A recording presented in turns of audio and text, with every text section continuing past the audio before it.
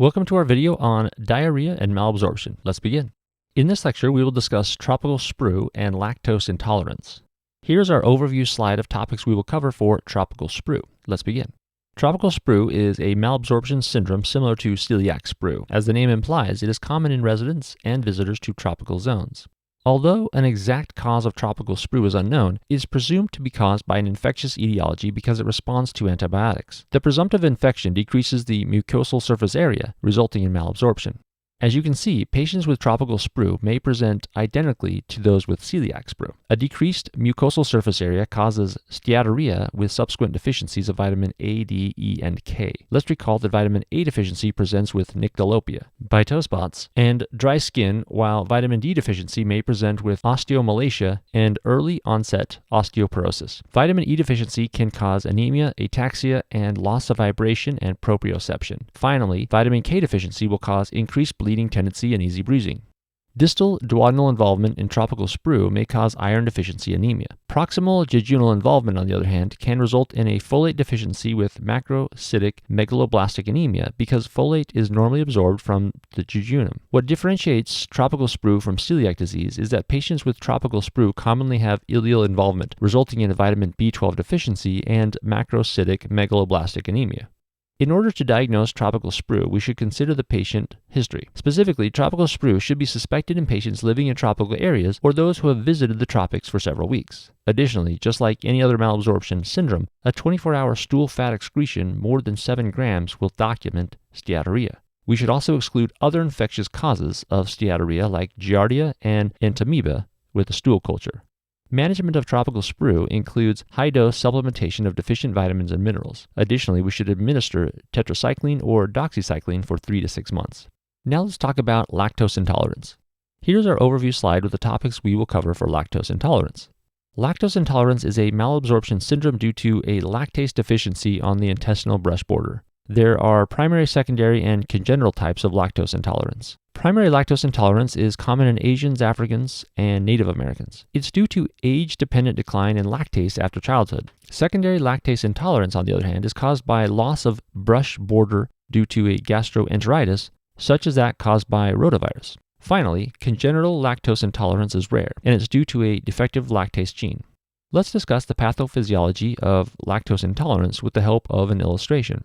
Lactase is the disaccharidase on the intestinal border that normally cleaves lactose into glucose, and galactose-deficient lactase will cause accumulation of lactose in the gastrointestinal lumen. Lactose will be fermented into osmotically active organic acids by intestinal bacteria. Organic acids, in turn, will draw water from the gut wall to the GI lumen and cause osmotic diarrhea. The patients with lactose intolerance present with symptoms a few hours after ingesting dairy products. They typically experience diarrhea, bloating, flatulence, and cramps due to bacterial production of hydrogen gas during lactose fermentation. Let's move on to the diagnosis of lactose intolerance. Stool pH will be decreased due to the presence of organic acids produced by bacteria as they digest lactose. Additionally, the stool osmolar gap will be increased. The formula for the stool osmolar gap is the following: 290 minus 2 times sodium plus potassium. Osmotic diarrhea, including that caused by lactose intolerance, is characterized by stool osmolar gap greater than 125. Finally, we can perform a lactose hydrogen breath test. This test measures breath hydrogen content before and after lactose ingestion. Increase in the breath hydrogen content by more than 20 parts per million after lactose ingestion is diagnostic for lactose intolerance. Management of lactose intolerance focuses on the avoidance of dairy products. One can also take a lactase enzyme pill before meals in order to help digest lactose. A 23-year-old woman comes to the physician reporting intermittent loose stools. She experiences watery diarrhea every time she eats ice cream or drinks a milkshake. The physical exam is unremarkable. What changes are expected in the stool pH and the stool osmolar gap of this patient? The patient experiences watery diarrhea every time she eats ice cream or drinks milkshake. This description is consistent with lactose intolerance. Lactose intolerance is characterized by decreased stool pH and increased stool osmolar gap due to the presence of organic acids in the stool as a result of bacterial lactose fermentation. Here's a table summarizing the information that we discussed in this lecture. Pause the video and take a moment to consider this table. A 29-year-old man comes to the physician due to fatigue and shortness of breath for the last 3 months. 6 months ago, he visited his family members in Haiti. He has noticed fatty stools since he returned from Haiti. His vital signs are unremarkable. The physical exam reveals conjunctival pallor. Laboratory findings are significant for a hemoglobin of 10, MCV of 120, and low folate, B12, and vitamin D levels. Anti-tissue transglutaminase and anti-endomysial antibodies are negative. Which of the following is the best treatment option for this patient? A. Doxycycline, B. Vancomycin, C. Meropenem, or D. Aztreonam.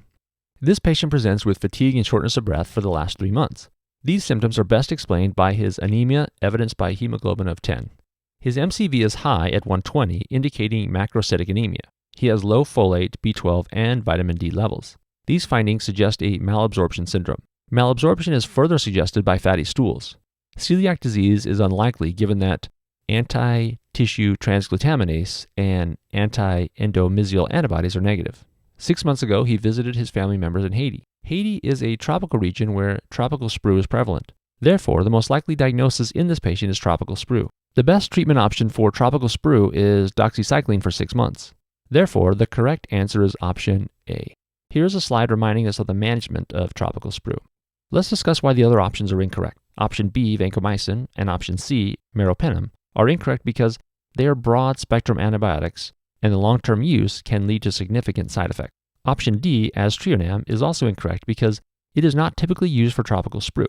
And that concludes our lecture on tropical sprue and lactose intolerance.